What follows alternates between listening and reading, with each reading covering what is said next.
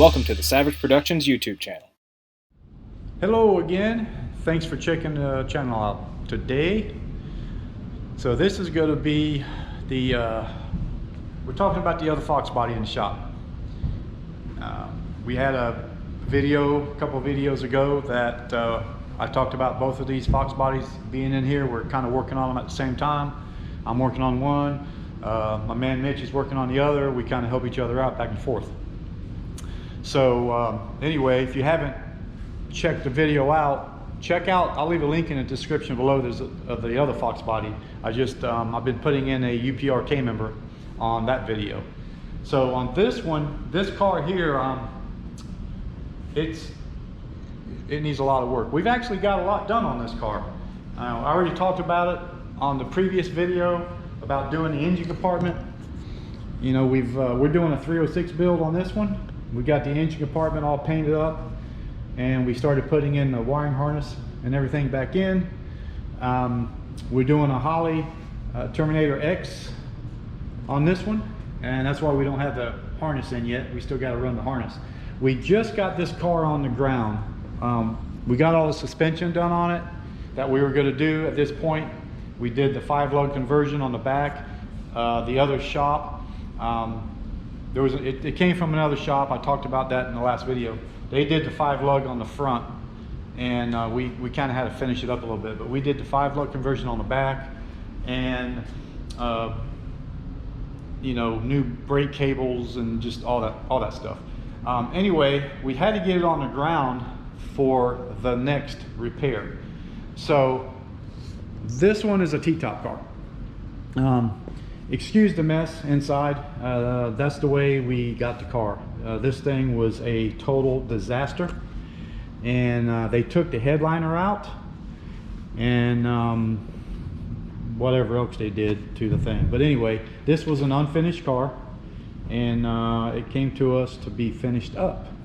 So we took all the molding off. It did have all new rubber seals, molding, you know, all that stuff. Now the molding around the windows is not new. They never put that back on, but we went ahead and cleaned them. We sanded them, we cleaned them, and we painted them. All the molding, the window trim is ready to go back on. I'm just waiting on the clips for the front. It's missing some of the clips here, most of the clips actually. So we do have all the clips for the back window, and but we'll get to that later. So on this video, I want to talk about this T-top. So we went ahead and pulled the weather stripping off that they put on. Nothing was sealed between these two areas. There was just a lot of stuff going on. There's a lot of missing screws here.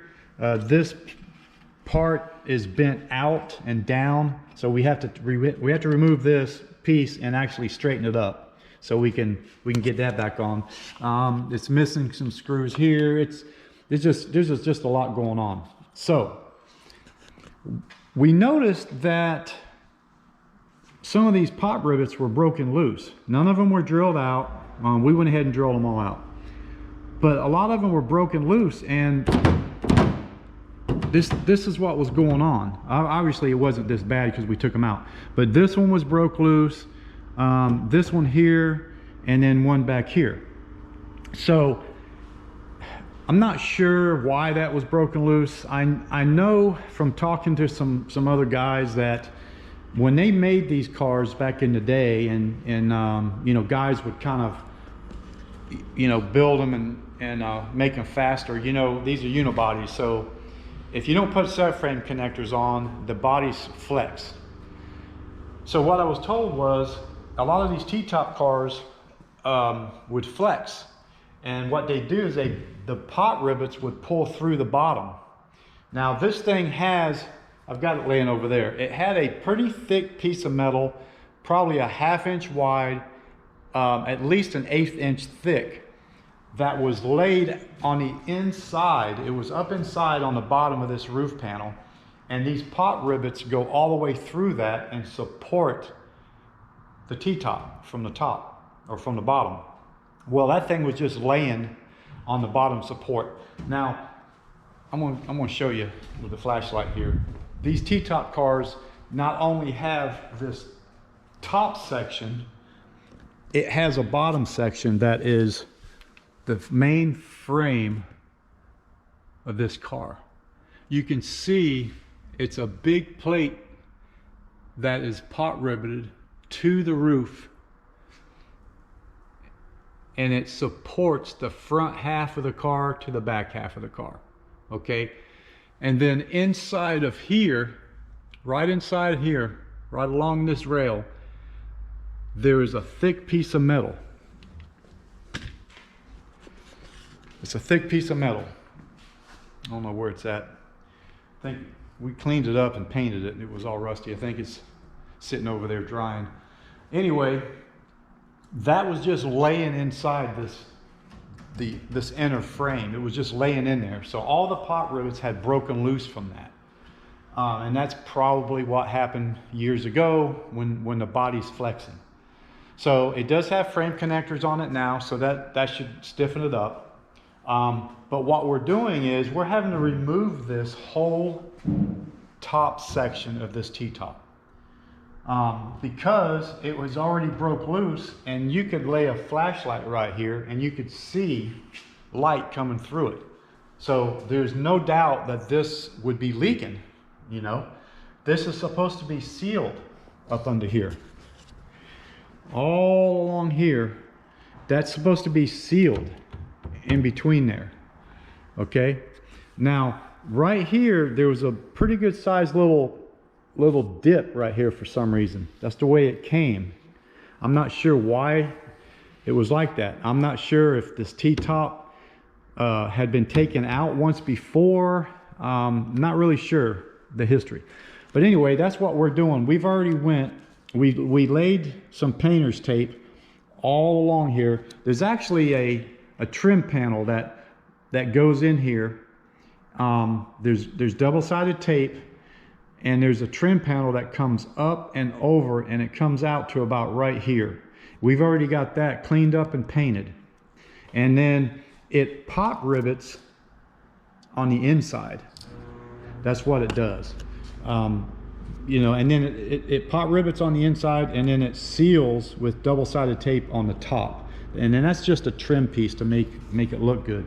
There's one on the front too.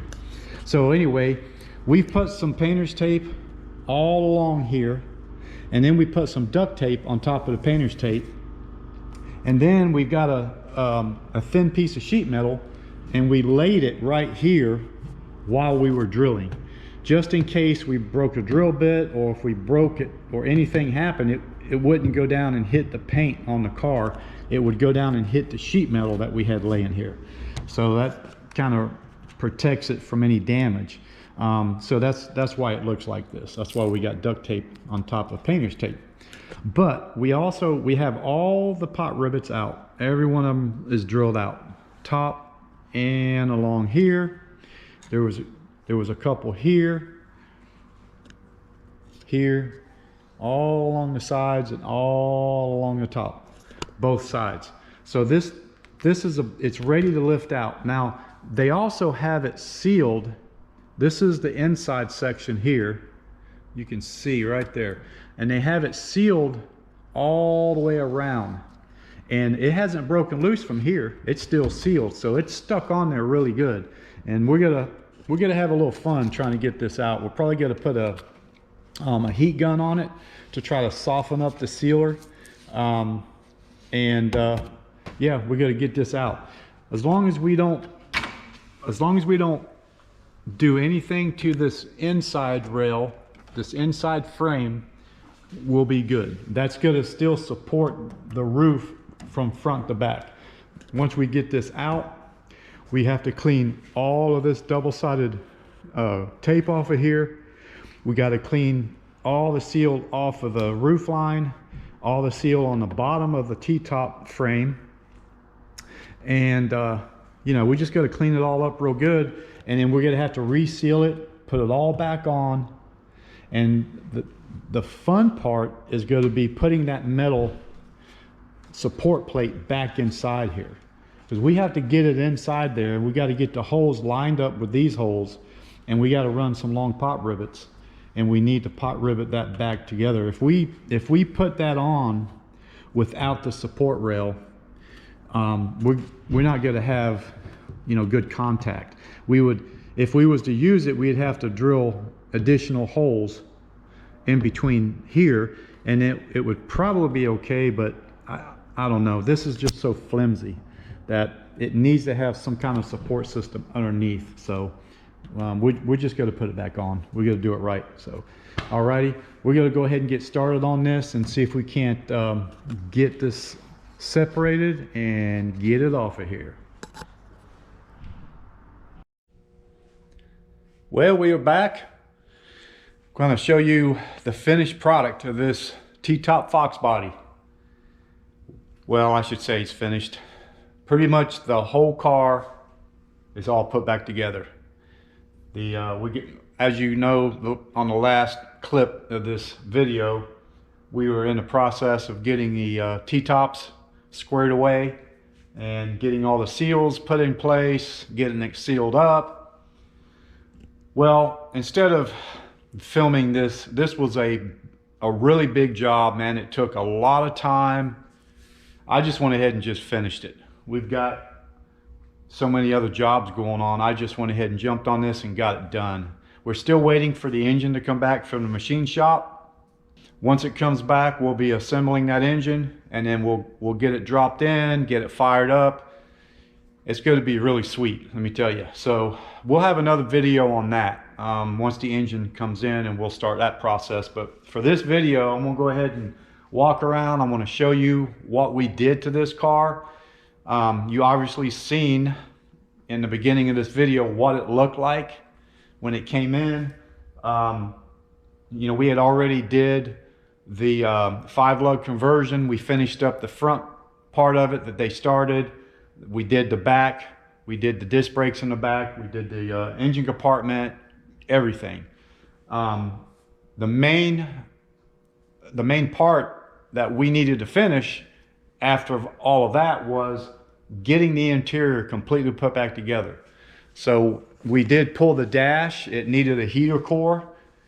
They never did do the heater core, and they were supposed to do the heater core. Well, it looked like the dash had been either taken out or was starting to get taken out, because there was all kinds of bolts missing. There was stuff unhooked. It was just a mess. Well, I blew, with my air gun, I blew a little bit of air through the heater core, and sure enough, it was coolant that came out the other side, and it was very dirty. Couldn't really tell by the way it looked if it was replaced or not. You know, it did look kind of old, but the car's been sitting for 5 years out in the open. So it had coolant in it, and it was kind of old. So customer wanted us to go ahead and pull the dash, so we pulled the dash. We pulled the heater box. We changed the heater core and the AC evaporator. The heater core was definitely leaking. It was nasty. So we did all that. We got the dash all put back in. We got all the wiring finished up. He sent us a stereo system, a really nice stereo system, and I'll show you that. We went ahead and installed that. We installed new speakers. We repaired a fusible link that was blown. We repaired some wiring in the door, the driver's door, that caused that. It was for the power door locks. I mean, we did a lot of work to this thing, man. Let me tell you, I'm not even gonna begin to tell you how many hours we have in this car. But man, did it turn out nice. Got the doors all done. So these doors are a pain in the butt to get fitted right. If you ever, I had to replace the bushings in the doors. There's basically a large bar in the door that the window rides up and down, and there's bushings in there, and they were wore out. The door was just flopping around. Well, this one was broke actually. The other one was wore out. So if you ever do that, you always want to mark around the bolts where they're at. As long as the door, or as long as the window and everything is adjusted correctly, you want to mark those holes, mark those bolts, because there's so much adjustability, it will take you forever to get it back right again. Well, they had these windows, they loosened them up, and they were not in the correct spot at all. That window was really bad. It was awful. So it took a while to get everything back in order again.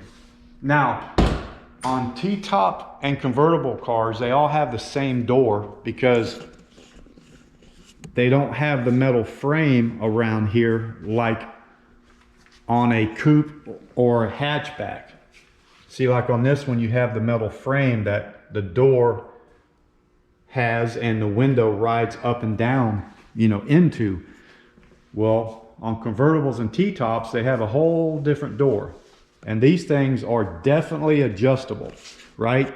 So also, these weather strip seals that run along here, they attach to a piece of metal that ride behind here. Well, that metal is adjustable. It's adjustable in and out. And this one is attached to that piece of metal. That piece of metal is adjustable in and out. So once you get these windows in place, you basically have to have the T-top on. You got to have all the good rubber.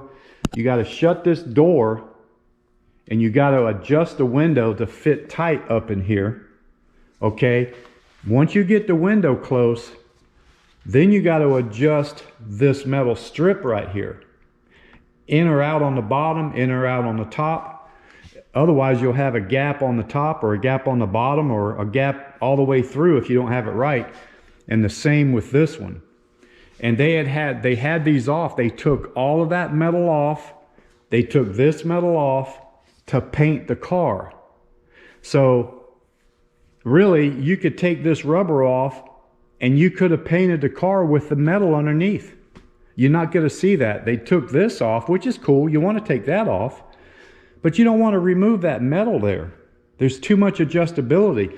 Once they have that set up from the factory, you don't want to mess with that. The same with this one. You know, you could have painted this while it was on the car. I mean, there was a lot of red paint showing all in here where they didn't even paint the car. This car used to be red.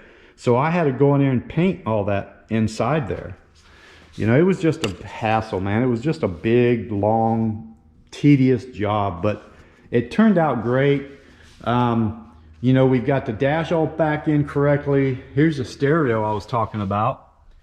Really a nice stereo. You know, it's got all kinds of gadgets on it. It's got GPS right there. That's where we put the antenna for that. It's got all kinds of stuff. You can do backup camera. You can do just about anything with it, you know. So we got the harness ran for the Holly. It's already up under the seat. The bracket is there. The Holly Terminator X computer is there. The seats and everything cleaned up really well. I mean, they really did. We had to do a headliner. We had to do new clips that hold the sun visors in. The clips were missing. In the back, I'm gonna get a light, but in the back, the clothes hangers, I call them clothes hangers, they are, you know, the hooks that you would hang your clothes on. They were missing. So I ended up getting new, you know, hooks for those. Those are the chrome ones. We did the new headliner. It turned out really good. Yeah, I mean, it really turned out nice. You know, the carpet was already in it. It was new carpet. It was a mess, as you've seen earlier in this video. So I pretty much cleaned all the interior. I didn't do no armor all or anything on it yet. Just did all the interior. I really should take one of these out. I painted all the molding around the T-tops. I painted the window trim. I painted the T-tops right here, all of this, you know, and I used a professional, you know, trim paint that's designed for that. These are on the car already. These are the overlays. I don't particularly like them, but you know, they don't look too bad. They look pretty decent. Yeah, so I really should take this off so you can see it. Let me take the sunroof off so you can see the finished product. Okay, I went ahead and took the sunroof off on the passenger side. But yeah, you can see the weather stripping comes up all the way around. We put all that back in, got it sealed up good. Right in here, you have to seal underneath the stripping from here to the body of the car or the roof of the car. Then you have to seal over the top of it. You don't want any water getting down underneath that seal or it's going to leak in the car. So that's what you got to do there. And if you have any holes at all up inside here, you have to seal all that up as well. So all of that's done. Comes all the way down. And once you have to adjust this, you got to pop it on, you got to check it, you got to take it off, adjust it, and you got to keep doing that until you get it right, so you don't have any problems with the door or the window sealing here. We also painted inside the track all the way around inside here. We had to paint that because they had all of this off, and when they painted the car, they didn't paint in here. They didn't even really clean it. So it just had overspray in there, and it was awful. So I had to clean it all up. I had to scuff it up, you know, as best as I could. And then I painted it a satin black inside there on both sides. So that came out good. It came out good. Yeah, so, you know, we're definitely pleased with it for sure. I mean, what a difference compared to what it was. You know, the whole back, all the lights, when I took these panels off, which they wasn't even screwed in, there was no screws holding any of the panels on. When I took these off, all the lights were not even plugged in to the tail lights. All the wiring, it was just laid down on the floor in between here and the tail lights. So once we got power to the car, I basically replaced all the light bulbs. Half of them were broken and burned out. So I replaced all the light bulbs. We got all the light bulbs working. Everything's working. These were hooked up. This was not hooked up. So I had to fish down through here to bring the cable down and to plug it in. So we got brake lights working now. That's cool. I had to buy a complete interior screw kit. And that gave us all the screws we needed for all the panels, everything from front to back. Had to get all that. And I went ahead and installed some gauges. So he had these gauges. He already had the pod, and he had some cheaper gauges that were in here, and they were mechanical gauges. I had an oil pressure and a water temp, and the oil pressure was just the regular cheap one that's got the plastic tube, you know, and you never want to run a mechanical oil pressure gauge in a car with a plastic tube. So I took them out. Oh, well, all this was already, we had to take all this out. So I went ahead and put some digital AEM gauges, water temp, oil pressure. That's really cool. Went ahead and put all this back in. This is the mic for the stereo for the Bluetooth. We ran it up in there, clipped it right there. So that's really nice. Yeah, man, we got everything working. All the lights are working, door locks, power windows, power mirrors, you know, everything's working now. So that's really cool. And also we had to replace, he actually already had a new headlight switch. As you guys know, these do melt. The actual pigtail or connector that plugs into them, it was totally melted. So we had to get the repair kit for that. We had to wire all that in.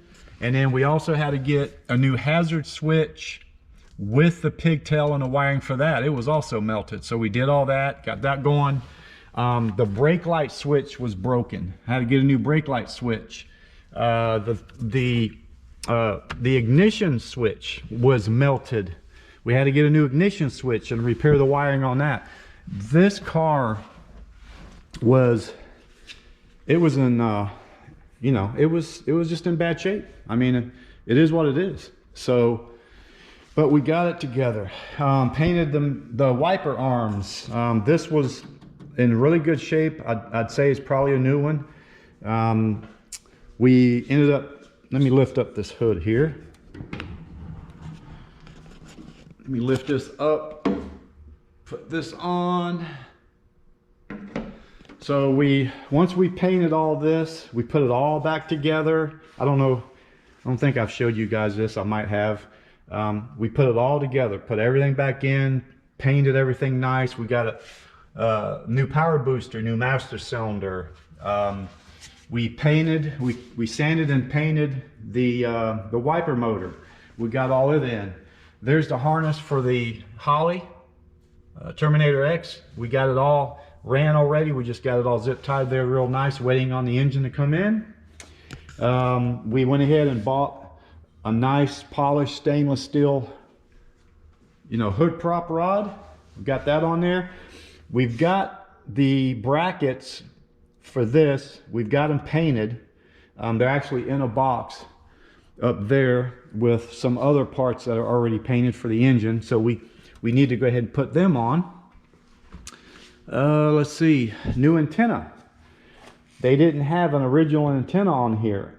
And the antenna was stuffed. I guess when they took the antenna out and pulled the fender off, they stuffed the antenna into the cowl area through a little hole down inside, and they didn't remove it before putting the fender back on.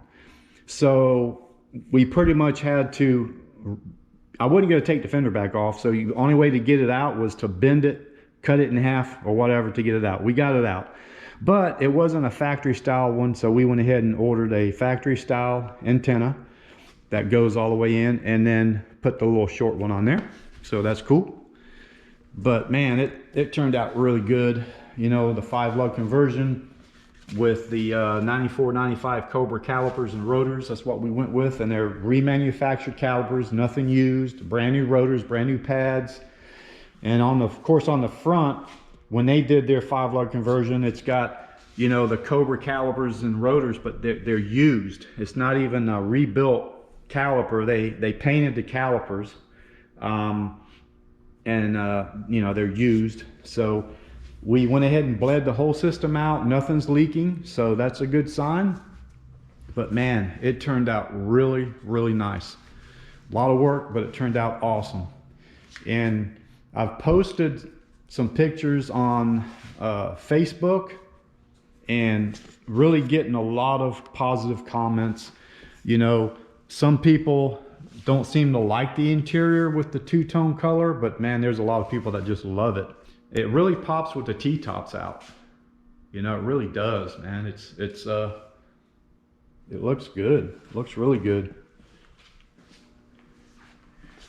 It looks really good. So we're pleased. I'm just so glad it's, coming together for him. It's been a long time coming, obviously. Car was at that other shop for 5 years, and I tell you what, I don't think I'm going to do another one. I won't touch another car that was in this condition from, another shop, or even, yeah, you can buy a car that's been halfway done through the build, but it was too much work, way too much work. And we have to charge for that. That's the thing. We have to charge for that. We can't, if you work on the car and you have so much time involved in it, it's like, man, as a business, you can't give time away for free. You can't give parts away for free. The thing needed a whole bunch of parts, man. And he's going to have a ton of money in this thing, a ton. Now, granted, he's buying one of our 306 builds, and he chose to do that even before we started on the car, which he knew going in that it was going to be a lot of money, right? I couldn't even give him an estimate. There was no way to give him an estimate on this car. How could I know what it's going to take to finish this car? Take it apart and put it back together, right? So on top of that, he wanted to build the motor because it was a stock motor and it had a lot of miles on it. It was a high mileage motor. We could tell by the bearings they were showing copper and everything. So without the engine being built, that would have been cheaper. But it's going to be nice. It really is. I just hate for a customer to have to put this much money in the car. It's going to take him, plus he had the money that he paid the other shop. He didn't pay him all the money, but he paid him half the money of what they were supposed to do. It was just a bad deal. I just don't know if I want to ever do it again, because I feel bad that I have to charge a customer this much money. You know what I mean? I hate to keep saying that, but it is what it is. I can't do it and not charge. I might as well just close my doors and go home. I can't afford that. You know, nobody can. So, you know, there's been two other builds that I've refused to do. I just didn't want to do them because I told them it was just going to be too much money. And I don't feel comfortable, you know, charging that much. And it is what it is. But anyway, I just wanted to show you guys this car. It's beautiful. It's turned out so nice, and I'm so happy that we're getting this thing completed. Man, I wish I had the engine back so we could get it together and get it in. But we're supposed to get it within a couple of weeks. He called me. Actually, man, we've got